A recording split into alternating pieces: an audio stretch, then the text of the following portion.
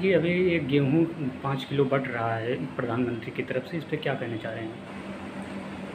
प्रधानमंत्री देश की गरीब जनता की असहाय स्थिति का मजाक उड़ा रहे हैं। देश के माननीय प्रधानमंत्री को प्रचार करने की बीमारी है।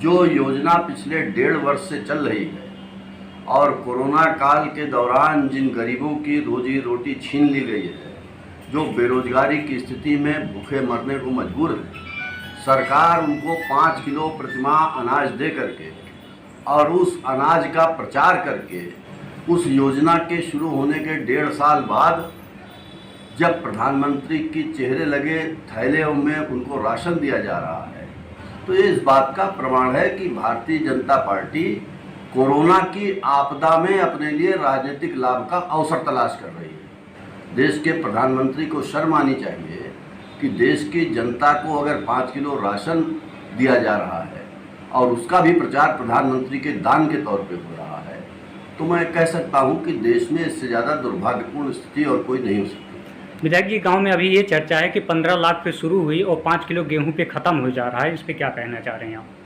बिल्कुल, ये सरकार तो जुमलों की सरकार है, ये सरकार झूठ की सरकार है, ये सरकार भ्रम की सरकार है, ये सरकार लोगों को मदारी का खेल दिखा करके भ्रमित करने वाली सरकार है।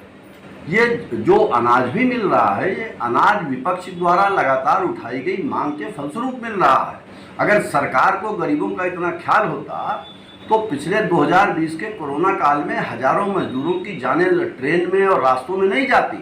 ये सरकार गरीब विरोधी है, ये सरकार किसान मजदूर विरोधी है, ये सरकार देश में सांप्रदायिक ध्रुवीकरण करके लोगों के वोट को ठग करके अपनी सरकार बनाना चाहते हैं, लोगों की लाश के ऊपर अपनी राजनीति की रोटियां सेकना चाहते हैं। ये सरकार जनता को कुछ भी देने वाली नहीं है सिवाय जुमलों के, सिवाय मीठी मीठी बातों के और ऐसी बातें जिनसे आगे चल करके समाज में नफरत और सौहार्द की समाप्ति होगी। यही इस सरकार का काम है और इससे ज़्यादा सरकार कुछ करने वाली नहीं। विधायक जी, अभी बसपा हाल ही में यहाँ कादीपुर में ब्राह्मण सम्मेलन किए थे, उस पर क्या कहना चाह रहे हैं आप?